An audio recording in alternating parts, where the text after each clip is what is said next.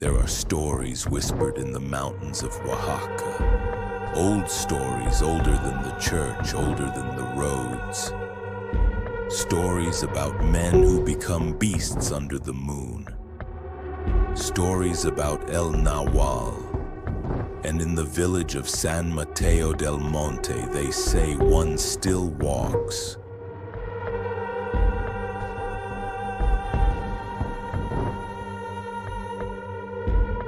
It began with a stranger.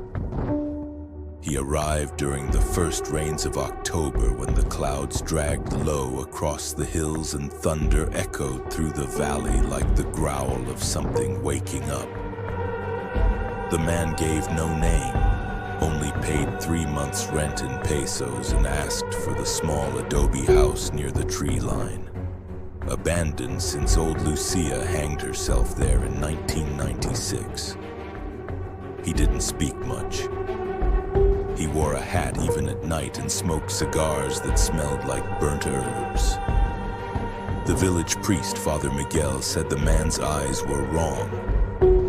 "They don't blink," he muttered during Mass, "like glass." The dogs in the village barked through the night after he arrived. Chickens were found dead in the morning, torn open, eyes gone.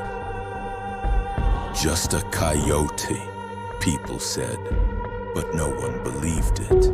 If you like the story so far, please remember to like and subscribe for more scary stories. One morning, 13-year-old Emilia Cruz was walking back from the stream when she saw the tracks. Deep, clawed, and wrong. Not dog, not cat. Almost human, but too long, too wide. Whatever made them had walked on 2 legs. They led from the forest to the edge of the stranger's door and disappeared. That night, she woke to something moving outside her window. Slowly, breathing heavy. When she pulled back the curtain, nothing was there. Only scratch marks on the glass, long and curved like talons. Her parents told her not to talk about it. The next night, the goats screamed. By morning, their entrails were strung like garlands across the trees, and the word camina, walk, was carved into the dirt with something sharp, deep, bloody. They buried the remains and said nothing. In the village, silence was safer than prayer. Carmen, the midwife, had seen signs like this before. When she was young, her grandmother told her of a man who turned into a jaguar and dragged children from their beds. A man who knew the names of the wind and could slip inside a body like smoke. "Un Nahual," she whispered. Not born, made, fed with blood and bound to the earth by pact and sacrifice. She went to warn Father Miguel, but when she arrived at the chapel, she found him on the floor, clutching his stomach. His skin was burned, blistered in the shape of a handprint. "Don't go near him," the priest wheezed. "He's not a man." Carmen confronted the stranger the next day, standing at the edge of his fence with a rosary and a burning sage bundle. "You've brought the old sickness here," she said. "This village is under God." The man didn't speak. He only smiled, showing teeth too white, too many. Then he turned his back and disappeared into the house. That night, Carmen's home burned to the ground. She was never found. Only her rosary remained, melted and fused into the stone steps of her front door. The full moon came 3 days later. The air felt wrong, thick, metallic. The wind didn't move. Birds vanished. The forest was silent. And then came the screams. Emilia watched from her window as shadows moved across the village. Not animals, shapes, walking low, fast, and human. One climbed the roof of Don Thomas's house and dragged him out through the chimney. Another burst through a window and carried off Isabella, who just returned from university. No one dared call the police. No one ran. They knew it wouldn't matter.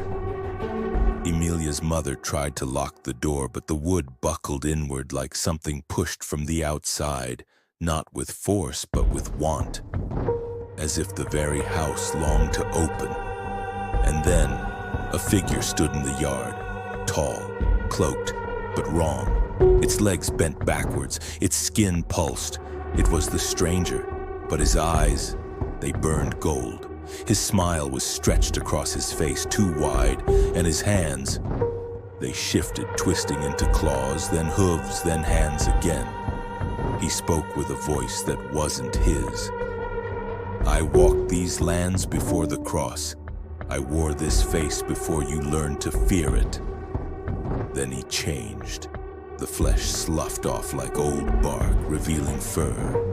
Bones cracked, snapped, rearranged.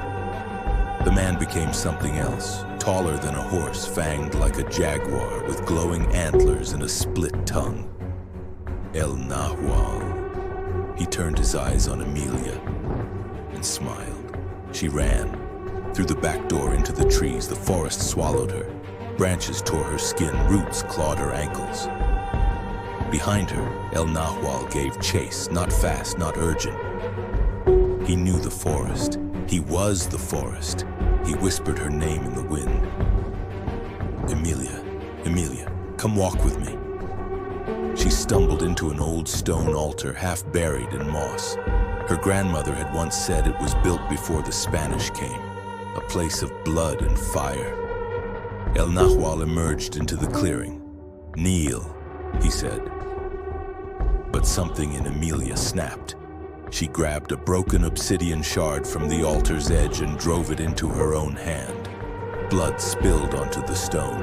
The forest shuddered, and El Nahual screamed. The altar lit with fireless flame. The old magic answered. Not Christian, not kind, but ancient, hungry. It pulled El Nahual into the earth inch by inch, his form unraveling into smoke and ash. He clawed at the air, shrieked curses in a tongue no human remembered, then silence. Emilia was found at dawn, covered in blood, her hand still clutching the obsidian blade. The forest around her was scorched, trees warped into spirals. The stranger's house was empty, no furniture, no bones, just claw marks on the walls and a single word carved into the ceiling. Otra vez. Again. No one spoke of it after. The altar was buried, the church repainted, but the land remembered.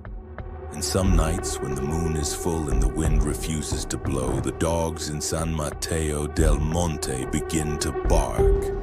Not at something they can see, but something they feel, waiting. If you like the story, don't forget to like and subscribe for more scary stories like this.